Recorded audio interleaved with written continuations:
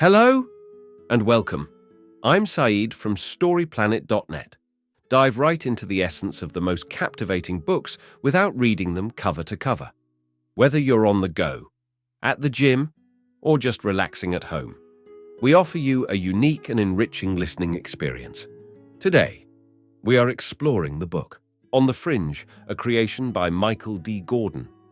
In On the Fringe, 2021, exploration of historical and philosophical aspects identifies pseudoscience. Amidst the emergence of climate change skeptics and anti-vaccine proponents, the distinction between science and pseudoscience gains crucial relevance. Analyzing areas like astrology, the flat Earth concept, and ESP offers insights into science's essence throughout history and today. Before we delve into these revelations, it's interesting to note that Michael D. Gordin holds the Rosengarten Professorship in Modern and Contemporary History and leads the Society of Fellows in the Liberal Arts at Princeton University. He is the author of Scientific Babel, the Pseudoscience Wars, and Red Cloud at Dawn. With 7 key ideas to unveil, brace yourself for a deep dive into this captivating book. On StoryPlanet.net. To start, learn how to tell science apart from pseudoscience. The summarizer explores pseudoscience, which refers to false, deceptive, or unproven theories resembling science, such as eugenics, ufology, or astrology.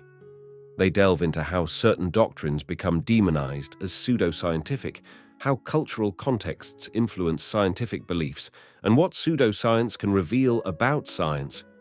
Examples include the idea of a flat Earth being a postmodern creation, classical genetics being labeled pseudoscience in the Soviet Union, and climate change denial reports not meeting scientific criteria.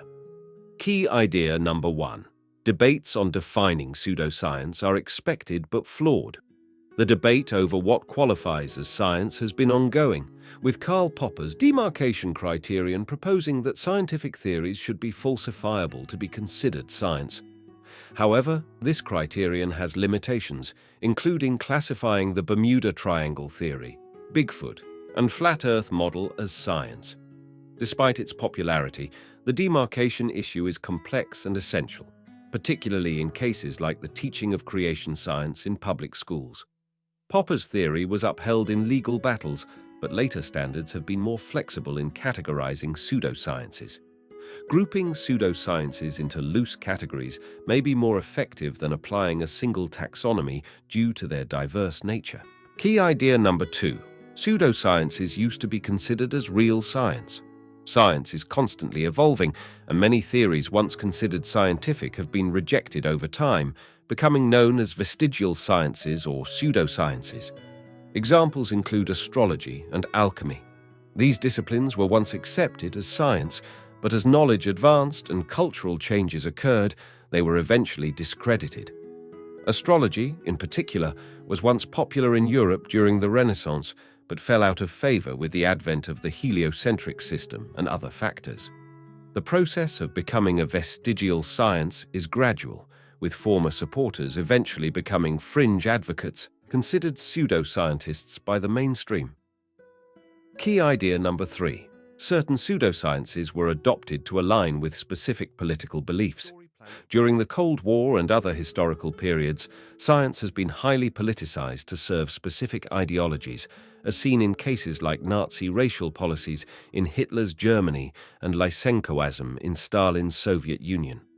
Hyper-politicized doctrines like these have occurred in authoritarian regimes and even in democratic countries like the US with eugenics.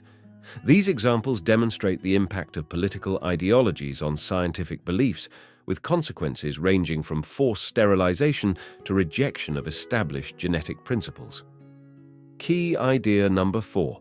Supporters of alternative or unconventional sciences see themselves as champions of truth. Adherents of counter-establishment sciences like Bigfoot and ufology consider themselves proponents of real science, believing they defend the truth. UFO sightings like Roswell in 1947 and Kenneth Arnold's encounter sparked interest in alien conspiracy theories and ufology. Despite modern technology, some believe in government cover-ups. Flat Earth theories, often rooted in medievalism, have gained popularity. The notion of a spherical Earth dates back to the 4th century BCE, with the belief in a flat Earth largely influenced by a fabricated narrative in the 19th century. Key idea number 5. Parapsychological research is not widely accepted in the scientific community due to skepticism. The text discusses the controversial topic of parapsychology, which involves unusual mental powers like telepathy and psychokinesis. It mentions the views of psychologist William James and the efforts of organizations like CSI Cop to address paranormal claims. It highlights instances of research such as the experiments with Uri Geller and the work of Peer at Princeton University, as well as a case involving Nobel laureate Brian Josephson. Skepticism, limited resources, and ongoing debate in the scientific community regarding the research on paranormal phenomena are prominent themes. Key idea number 6. Denialism is similar to pseudosciences. Pseudosciences can be harmless, but denialism poses significant public harm by casting doubt on well-established scientific consensus, and denialist strategies rooted in PR campaigns like those for tobacco and fossil fuels create doubt without presenting valid evidence.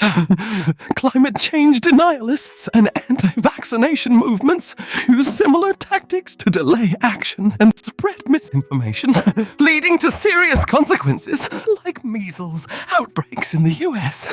Key idea number 7. The competitive nature of science leads to the presence of pseudo-scientific claims. Science has rapidly advanced in the past century, leading to major discoveries. Despite this, pseudoscience persists due to the adversarial environment in science, where new ideas are contested. The competitive nature of science, the need to publish frequently, and the presence of more researchers than resources contribute to the persistence of pseudosciences. Tighter publication restrictions could curb fraud and fringe sciences, but might stifle innovation. Pseudosciences attract followers seeking community, truth, or alternative beliefs. Understanding and addressing common characteristics of pseudosciences can help manage those causing public harm. In conclusion, the text highlights that pseudosciences persist due to modern science mechanisms. Understanding demarcation can enhance our grasp of scientific function. While many pseudosciences are benign, studying fringe movements can aid in addressing harmful doctrines like climate change, denial, and anti-vaccination. Feedback on the content is encouraged at rememberstoryplanet.net with the subject On the Fringe. Thank you for listening to this summary.